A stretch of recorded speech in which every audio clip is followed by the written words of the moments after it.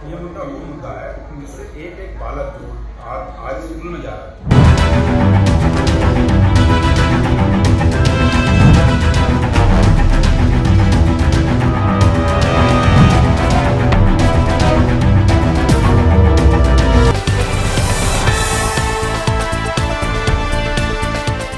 आज दिल्ली के जंतर मंतर पर एक खास जन आंदोलन देखने को मिला।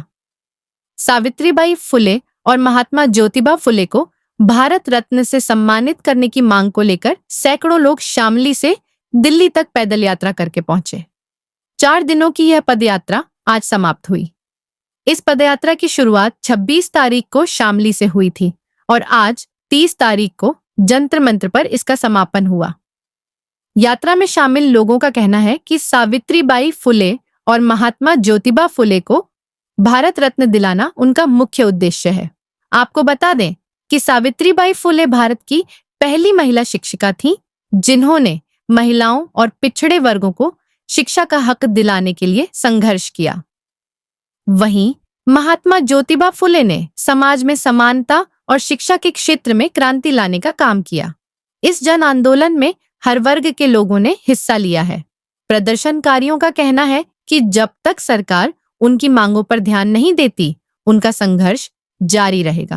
जी सुमन जी, आज भारत रत्न के लिए जंतर मंतर में धरना दिया, क्या कहना चाहेंगे, कितने लोग जुड़े? देखिए, अपने लोग महासंघ और महिला गुलाबी संगठन और महात्मा सावित्रीबाई फुले मोर्चा के द्वारा एक ये धरना रखा गया था, जिसमें एक्चुअली क्या था कि 2013 में हमने जंतर मंतर पर एक धरना दिया था, जिसमें हमारी मुख्य मांग ये थी कि जो संसद भवन में महात्मा ज्योतिबा फुले की प्रतिमा है गेट नंबर 6, उनको जयंती और पुण्यतिथि के लिए सब लोगों की पुष्पांजलि के लिए खोला जाए। इसके साथ साथ उनकी जो जयंती है महात्मा फुले की, उनको सामाजिक न्याय दिवस के रूप में घोषित किया जाए और सावित्रीबाई फुले की जयंती को महिला शिक्षिका दिवस घोषित किया जाए। उन मांगों को लेकर लगातार हमारा संघर्ष जारी है। मेरा पत्र व्यवहार हुआ है, लोकसभा अध्यक्ष से पत्र व्यवहार हुआ और सरकार के तंत्र से पत्र व्यवहार हुआ, लेकिन सब कोई रिजल्ट मिला नहीं। अब हम इस उम्मीद में है कि शायद ये सरकार हमारी बात को सुनेगी और जो महापुरुष हैं उनको उचित न्याय और उचित सम्मान मिलेगा। पदयात्रा भी की गई है, तो वो कहाँ से कहाँ तक, तो कितने दिन की? 26 तारीख से शामली से पदयात्रा शुरू हुई थी और जो कि आज यहाँ जंतर मंतर पर समाप्त।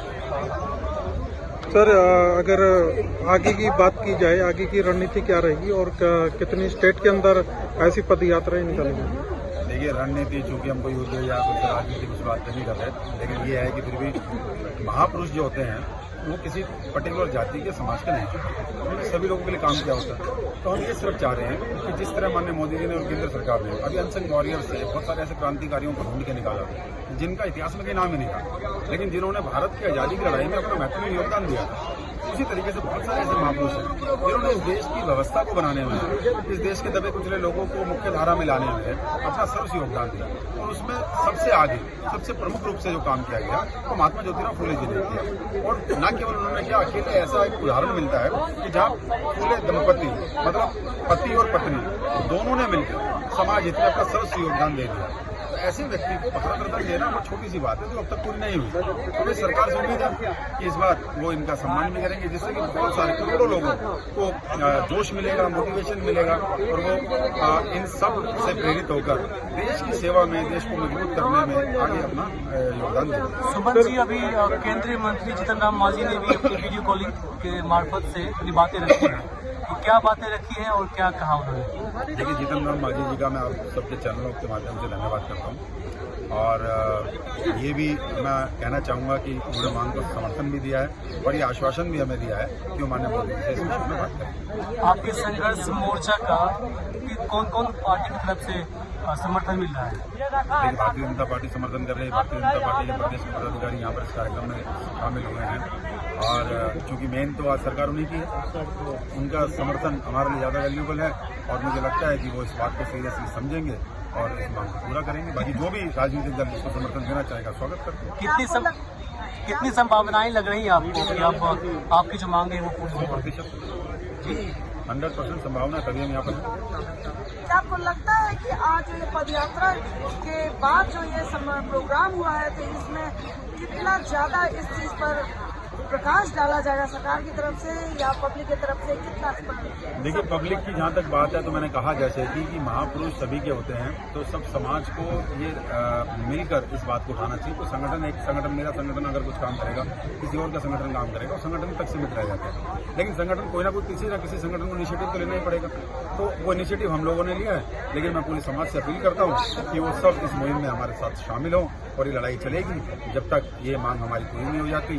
जहाँ तक सरकार की बात है, तो चूंकि सरकार ने जो अब तक पिछले 10 सालों में पिछड़े दबे कुचले लोगों के लिए बात की है, जो महात्मा ज्योतिराव फूले के लिए बार बार जिक्र किया है, तो उससे हमारी उम्मीद और हमारा विश्वास बढ़ता है उनके प्रति कि ये मांग पूरी हो।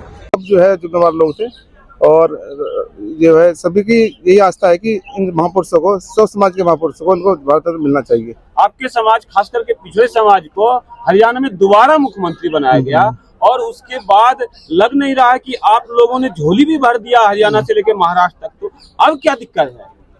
देखिए, ये राजनीतिक मुद्दा है, राजनीति की बात नहीं करूंगा। ये मैं सामाजिक मंच पे हूँ, और वो तो चलो उनकी राय है, क्या करते हैं, मगर अपना दायित्व बनता है अपने महापुरुषों को सम्मान दिलाने का। सब जो है महिलाएं, जो महिला शक्ति आज हमारे साथ है, और इनके भी यही बात कहने का मतलब है कि हम जो मजबूत हुए हैं, जो एक हथियार दिया है शिक्षा का हमें, वो साथियों फूले ने दिया है, उसकी लड़ाई लड़ने का हम पूरे देश में कर रहे हैं। लेकिन पहली बार ये ऐतिहासिक यात्रा आप द्वारा निकाली जा रही है, जो शामली से जंतर मंतर तक आई। इससे पहले कोई भी पैदल यात्रा नहीं। लेकिन हम ये पूछना चाह रहे हैं कि अगली बार कैसी पैदल यात्रा होगी, या पूरे हिंदुस्तान के लिए? अब मेरा पड़ाव यहाँ बहुत शांतिपूर्ण समाप्त हुआ है, 5वां पड़ाव, और शासन प्रशासन ने बहुत मदद की है, और सभी समाज के लोगों ने मेरी मदद की है। और आगे अगला पड़ाव मेरा पुणे में होगा, उनके निवास पर। वहाँ पर एक दिन का अनशन होगा, फिर उसके बाद मुंबई में अनशन होगा एक दिन का, और फिर जयपुर, उत्तराखंड, हर स्टेट में मैं अनशन करूंगा। इतने इनको भारत नहीं मिलता जो है। इस यात्रा के लिए क्या कहना चाहेंगे कि कब तक ये कितनी सक्सेस आती है? ये सक्सेसफुल हो रही है, जब तो आज महाराष्ट्र, छत्तीसगढ़, मध्य प्रदेश, बिहार, उत्तराखंड, राजस्थान, हिमाचल प्रदेश, सब स्टेट से लोग आए हुए थे, सब मुख्य लोग थे। सर, आपने बोला कि हम पॉलिटिकली इस पर जाना नहीं चाहेंगे, तो सवाल वही ये नहीं कहा हमने पॉलिटिक्स जाना चाहेंगे, वो उनका सवाल है, मैं क्या करना चाहेंगे, ये बोला है मैंने। हाँ, मतलब ये उसी सवाल को हम कैरी फॉरवर्ड करते हैं। आपने बोला कि हम पॉलिटिकली हम नहीं जाना चाहेंगे, लेकिन कहीं न कहीं सवाल तो उसी में जवाब तो उसी में उलझा हुआ है। ये जो मुद्दा है कोई नई मुद्दा तो नहीं है, बहुत पुराना मुद्दा है। तो इस मुद्दे को क्या कहेंगे आप, कहाँ आप लोगों की मतलब दिक्कतें हो रही है? दिक्कत कुछ नहीं, लोग करते हैं फिर भूल जाते हैं जो है, मगर अभी पब्लिक का साथ है मेरे साथ, सब समाज का साथ है, एससी समाज का साथ है, जाटा समाज का साथ है मेरे साथ जो है। सब जागरूक होते जा रहे हैं, युवा पीढ़ी से बड़ी मजबूती मिली, और मेरा हर जगह स्वागत किया है, हर समाज ने स्वागत किया है मेरा। जैसे शामली से यहाँ तक आया हूँ मैं, बहुत रुझान है लोगों में जो है, अब जन सैलाब बढ़ता जा रहा है। भाई फुले ने अपने ही वर्ग के लिए नहीं, अपितु सभी पिछड़ा वर्ग, दलित समाज और SC ST जो भी समाज है, सभी वर्गों के लिए कार्य किया है शिक्षा के क्षेत्र में। और कहीं न कहीं हम नारी अभी इसी पोस्ट पे खड़े हैं, हम लोग आपसे बात कर रहे हैं, आप हमसे बात कर रहे हैं, तो कहीं न कहीं उनकी जो उन्होंने हमें शिक्षा का एक हथियार कलम दी है ना, तो हम उसी को लेकर चल रहे हैं।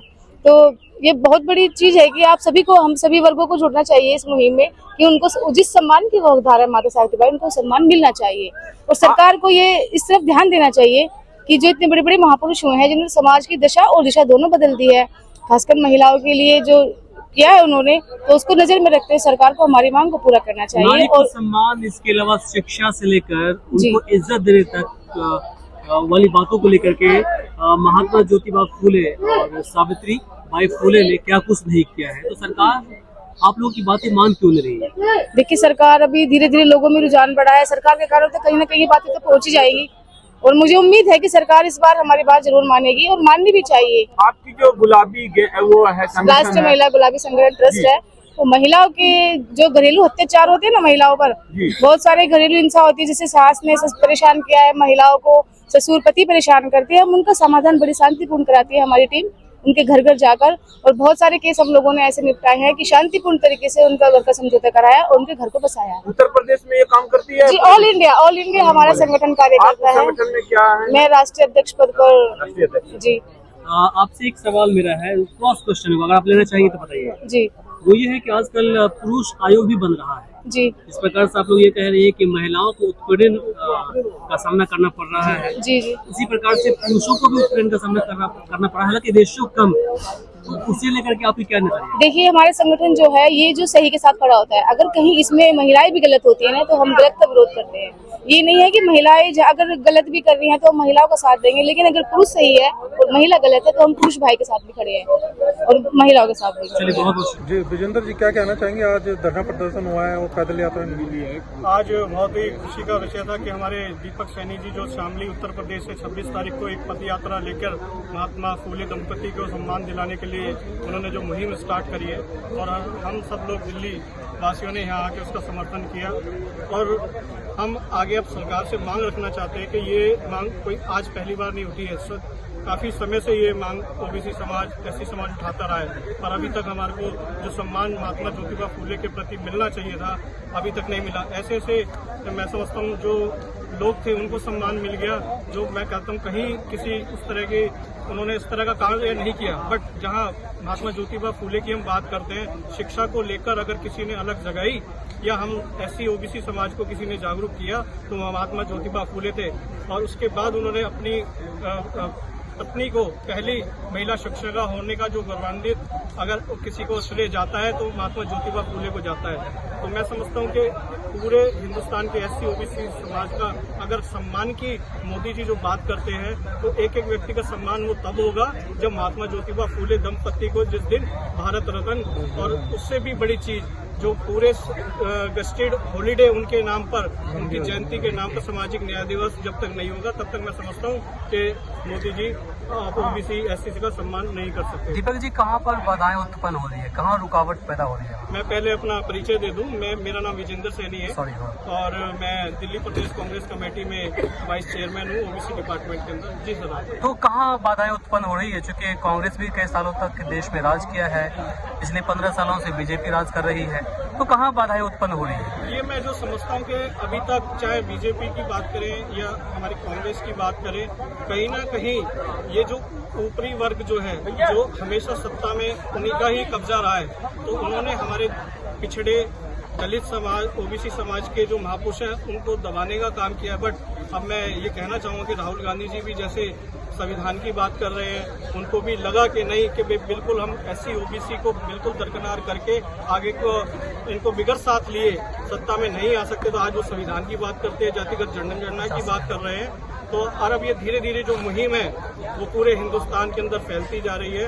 और मैं मोदी जी से, क्योंकि प्रधानमंत्री हैं, आज हम उन्हीं से किसी चीज़ की मांग रख सकते हैं। आज हमारी पार्टी सत्ता में नहीं है, पर बट मैं ये जरूर कहना चाहूँगा कि अगर बीजेपी इस काम को नहीं कर पाती है तो भविष्य में जब भी हमारी कांग्रेस की सरकार आएगी तो पहली कलम से अगर कोई काम करने का काम एक सवाल और है कि ज्योतिबा फूले को सम्मान देने एक सवाल और है कि इसी तरह की बातें लगातार आपके जो शीर्ष नेतृत्व है करते आ रहे हैं, लेकिन क्या फायदा हुआ? अभी तक कुछ हुआ ही नहीं। अभी तो देखो, अभी हम सत्ता में है नहीं। जब सत्ता में नहीं है तो अभी तो हम उसके लिए संघर्ष कर सकते हैं, उसके लिए बात कर सकते हैं। जिस दिन भी हम सत्ता में आएंगे हम काम करेंगे। अभी ताजा मैं उदाहरण आपको पिछला अपना राजस्थान में जब हमारे माननीय अशोक गहलोत जी की सरकार थी, पिछले साल की मैं बात बता रहा हूँ, उन्होंने 11 अप्रैल को पूरे राजस्थान में उनके जन्म दिवस पे गस्टेड हॉलीडे का काम किया और हर जिले के अंदर माता सावित्री बाई स्कूल खोलने का जो उन्होंने एक ऑर्डर पास किया हुआ है वो आप सराहनीय बोल सकते हैं। वो हमारे ऐसे ओबीसी के नेता माननीय अशोक गहलोत जी ने ऐसा काम करके दिखाया, कांग्रेस गवर्नमेंट में काम करके दिखाया।